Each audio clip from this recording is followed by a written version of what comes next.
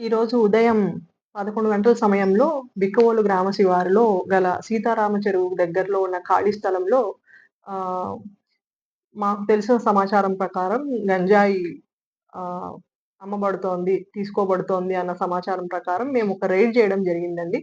అందులో ముద్దాయి మురుకుత్తి సూర్యప్రకాష్ అనే అతను. ఇతను ఆహ్, నర్సీపట్నం గ్రామము, అనకాపల్లి జిల్లాకు చెందిన వ్యక్తి.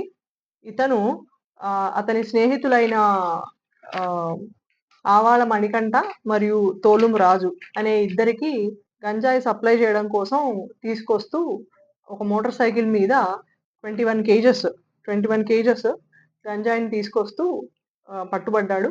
దాని విలువ సుమారు 1,05,000 వరకు ఉంటుంది. పట్టుకున్నాము. ఈ సూర్యప్రకాష్ అనే వ్యక్తి తనకి గంజాయి ఎక్కడి నుంచి దొరికింది అని అడగ్గా తాము ముగ్గురము ఉప్పాడ దగ్గర ఒక చికెన్ షాప్‌లో పనిజేయడానికి వెళ్ళినప్పుడు పరిచయమని, వాళ్ళ ముగ్గురికి వాళ్ళ వ్యవసనాలకు డబ్బు సరిపోక వీళ్ళు బిక్కవోలు పోలీస్ స్టేషన్ పరిధిలో ఒక 2 మోటార్ సైకిల్‌లు దొంగతనం చేయడం జరిగిందండి. అందులో ఒకదాన్ని ఆహ్, ఏఎస్ఆర్ డిస్ట్రిక్ట్‌లో ఉన్న ఒక వ్యక్తికి ఇచ్చి, దానికి బదులుగా ఒక 21 కేజీలు గంజాయి తీసుకొనొచ్చినట్టు అతను చెప్తున్నాడు.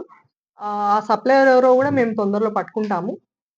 ఈ విధంగా ఈరోజు బిక్కవోలు పోలీస్ స్టేషన్ వారు చాలా హార్డ్ వర్క్ చేసి ఆహ్, మంచిగా గంజాయి పట్టుకున్నారండి. గంజాయి అనేది యాక్చువల్లీ సోషల్ మెనేస్.